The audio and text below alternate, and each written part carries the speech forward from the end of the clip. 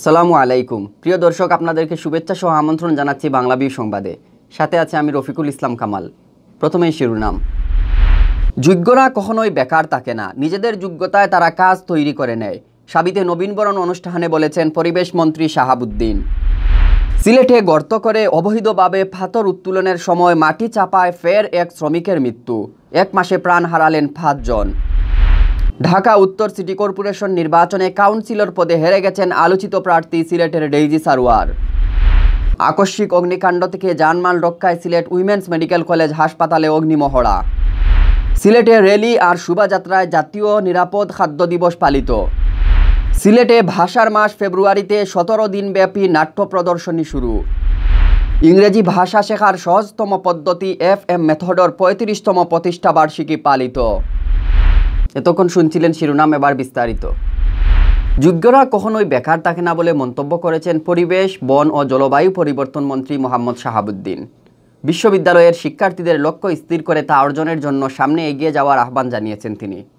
রোববার দুপুরে শাহজালাল বিজ্ঞান ও প্রযুক্তি বিশ্ববিদ্যালয়ের 2019-20 সেশনের বি ইউনিটের শিক্ষার্থীদের নবীনবরণ অনুষ্ঠানে প্রধান অতিথির বক্তব্যে মন্ত্রী এ আহ্বান জানান। মন্ত্রী বলেন, জলবায়ু পরিবর্তনে যে 10টি দেশ সবচেয়ে বেশি হুমকির মধ্যে রয়েছে তার মধ্যে অন্যতম বাংলাদেশ। এজন্য মুজিব বর্ষে পরিবেশ দিবসে দেশের বিভিন্ন শিক্ষা প্রতিষ্ঠানে 1 কোটি গাছের চারা লাগানো হবে। সভাপতির বক্তব্যে বিশ্ববিদ্যালয়ের উপাচার্য অধ্যাপক ফরিদউদ্দিন আহমেদ বলেন, শিক্ষার্থীদের বিশ্ববিদ্যালয়ের নিয়ম শৃঙ্খলা মেনে চলতে হবে। র্যাগিং, জঙ্গিবাদ, ধূমপান, মাদক সেবন, যৌন নিপীড়ন সহ সব ধরনের অপরাধের বিরুদ্ধে শাহজালাল বিশ্ববিদ্যালয় জিরো টলারেন্স নীতি মেনে চলছে বলেও মন্তব্য করেন তিনি। আর্কিটেকচার বিভাগের সহকারী অধ্যাপক AR সাজদিক আহমেদ ও ইংরেজি বিভাগের প্রভাষক মাহবুবা রহমানের পরিচালনায় অনুষ্ঠানে বিশেষ অতিথি হিসেবে উপস্থিত ছিলেন বিশ্ববিদ্যালয়ের কোষাধ্যক্ষ অধ্যাপক ডক্টর মোহাম্মদ আনোয়ারুল ইসলাম। সিলেটে গর্ত করে অবৈধভাবে পাথর উত্তোলনের সময় মাটি চাপায় এক শ্রমিকের মৃত্যু হয়েছে। রোববার সকালে কোম্পানিগঞ্জ উপজেলার কালাইরাগে গর্তের মাটির নিচে চাপা পড়ে রুবেল মিয়া নামের ওই শ্রমিকের মৃত্যু হয়। এ সময় মাটি চাপা পড়ে আহত হন আরও 2 শ্রমিক। এ নিয়ে গত 1 মাসে পাথর উত্তোলন করতে গিয়ে 5 শ্রমিকের মৃত্যুর ঘটনা ঘটল। নিহত রুবেল মিয়া নেত্রকোনা জেলার খালিয়াজুড়ি উপজেলার কৃষ্ণপুর গ্রামের ফরিদ মিয়ার ছেলে। পুলিশ তার লাশ উদ্ধার করে ময়নাতদন্তের জন্য Sylhet MAG Usmani medical college হাসপাতালের মর্গে প্রেরণ করেছে। স্থানীয়রা জানান, কোম্পানিগঞ্জ উপজেলার কালাইরাগে গর্ত করে অবৈধভাবে পাথর উত্তোলন করছিলেন এলাকার প্রভাবশালী এরশাদ মিয়া। রোববার সকালে পাথর উত্তোলনের সময় গর্তের উপরের মাটি ধসে পড়লে ঘটনাস্থলেই মারা যান শ্রমিক রুবেল মিয়া। আহত হন আরও 2 শ্রমিক। খবর পেয়ে কোম্পানিগঞ্জ থানা পুলিশ রুবেলের লাশ উদ্ধার করে ময়নাতদন্তের জন্য উসমানী মেডিকেল কলেজ হাসপাতাল মর্গে প্রেরণ করে। গর্ত ধসে হতাহতের ঘটনার সত্যতা নিশ্চিত করেছেন কোম্পানিগঞ্জ থানার OC সজল কানু। ঢাকা উত্তর সিটি কর্পোরেশন নির্বাচনে কাউন্সিলর পদে হেরে গেছেন আলোচিত প্রার্থী সিলেটের ডেইজি সারোয়ার। জাতীয় পার্টি সমর্থিত শফিকুল ইসলাম সেন্টুর কাছে বড় ব্যবধানে পরাজিত হন তিনি। ডেইজি ঢাকা উত্তর সিটি কর্পোরেশনের 31 নম্বর সাধারণ ওয়ার্ড থেকে কাউন্সিলর পদে নির্বাচন করেন। এর আগে তিনি সংরক্ষিত ওয়ার্ড থেকে কাউন্সিলর নির্বাচিত হয়ে প্যানেল মেয়রের দায়িত্বও পালন করেন। নির্বাচনের দিন কাউন্সিলর প্রার্থী ডেইজি সারোয়ারের উপর হামলার ঘটনাও ঘটে। জাতীয় পার্টি সমর্থিত শফিকুল ইসলাম সেন্টুর কর্মী সমর্থকরা তার উপর হামলা চালান। এ সময় তাকে মারধর করে গায়ের জামাও ছিঁড়ে ফেলার চেষ্টা করা হয়। নির্বাচনে ওই ওয়ার্ডে 6031 ভোট পেয়ে কাউন্সিলর নির্বাচিত হন সেন্টু, আর ডেইজির প্রাপ্ত ভোট ছিল 2091। ডেইজি সারোয়ারের বাড়ি সিলেটের গোলাপগঞ্জে। সিলেট নগরীর জিন্দাবাজারেও রয়েছে তার পৈতৃক বাসা। গত সিটি নির্বাচনে তিনি সংরক্ষিত ওয়ার্ড থেকে কাউন্সিলর ও পরবর্তীতে প্যানেল মেয়র নির্বাচিত হয়ে আলোচনায় আসেন। মশক নিধন, হকার উচ্ছেদ ও নারীদের জন্য আলাদা মার্কেটের ব্যবস্থা করে বেশ সুনাম অর্জন করেন তিনি। কিন্তু এবার নির্বাচনে সাধারণ ওয়ার্ড থেকে প্রার্থী হয়ে বিজয়ী হতে পারেননি তিনি। আকস্মিক অগ্নিকাণ্ড থেকে জানমাল রক্ষার প্রস্তুতি হিসেবে সিলেট উইমেন্স মেডিকেল কলেজ হাসপাতালে অনুষ্ঠিত হয়েছে অগ্নিমহড়া। ফায়ার সার্ভিসের 50 সদস্যের সাথে এই মহড়ায় অংশ নেন হাসপাতালের চিকিৎসক, নার্স ও শিক্ষার্থীরা।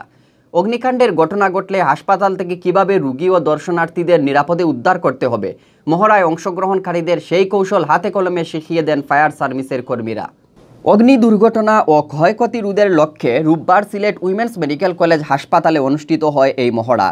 অগ্নিকাণ্ডের সময় বহুতল ভবনে কেউ আটকা পড়লে তাকে কিভাবে উদ্ধার করতে হবে, মহড়ায় সেই কৌশলও দেখিয়ে দেন ফায়ার সার্ভিস কর্মীরা।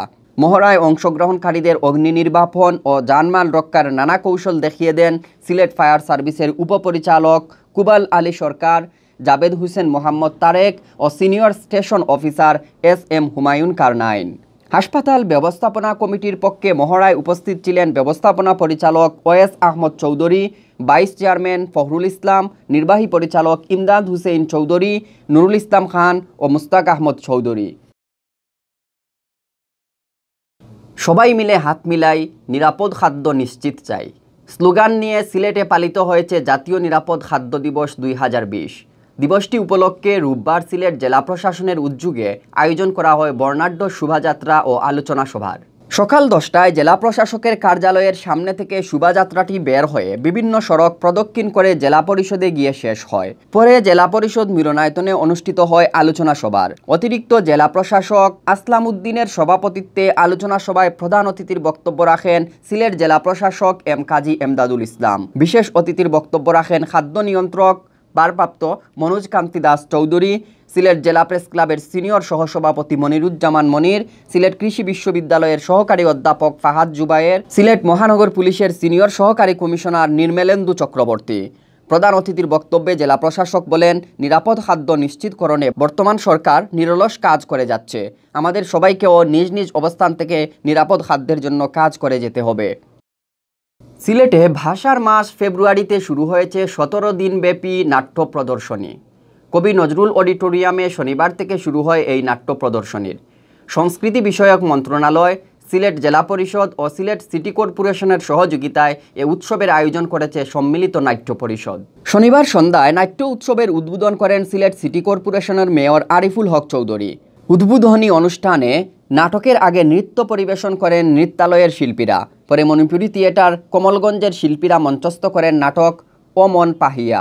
আফ্রিকান লেখক মিয়া কৌতুর গল্প অবলম্বনে নাটকটির রচনা ও নির্দেশনা দিয়েছেন সুভাষিস সিনহা। রোববার সন্ধ্যায় মঞ্চস্থ হয় একই নাটক। নাটকটি সম্পর্কে সুভাষিস সিনহা বলেন, ও মন পাহিয়া মানে ও মন পাখি। আমাদের ভেতরের যে পাখিকে আমরা প্রতিদিন গলা টিপে ধরছি, তারই বেদনার্থ মুক্তির গান হচ্ছে এই নাটক।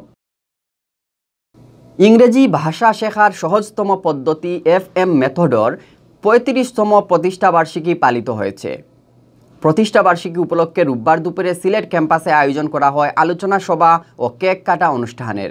প্রতিষ্ঠাবার্ষিকীর অনুষ্ঠানে প্রধান অতিথির বক্তব্যে সিলেট জেলা প্রেস ক্লাবের সাধারণ সম্পাদক শাহ দিদার আলম নোবেল বলেন, পৃথিবীকে জানতে হলে ইংরেজি ভাষা জানতে হবে, কিন্তু আমাদের দেশের শিক্ষার্থীদের মধ্যে ইংরেজি ভাষা নিয়ে সব সময় ভীতি কাজ করে, আর এই ভীতি কাটানোর কাজ করছে FM মেথড। অধ্যাপক ফিরোজ মুকুলের উদ্ভাবিত পদ্ধতি অনেক সহজ হওয়ায় এখন শিক্ষার্থীরা ইংরেজি ভাষা শেখার ক্ষেত্রে FM মেথডকে বেছে নিচ্ছে।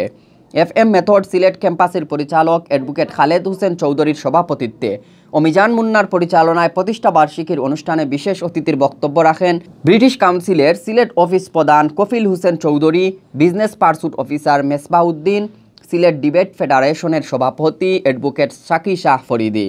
এছাড়াও বক্তব্য রাখেন আজহারুল ইসলাম, তারেক আহমদ মিজু, মিসবাউজ্জামান তারেক, হানিফ হোসেন প্রমুখ। পরে অতিথিরা মিলে প্রতিষ্ঠা বার্ষিকীর কেক কাটেন। এতক্ষণ শুনছিলেন বাংলাভিউ সংবাদ। রাতে প্রচারিত হবে সিলেটের আঞ্চলিক ভাষায় সংবাদ। দেখার আমন্ত্রণ রইল। সাথে থাকার জন্য ধন্যবাদ।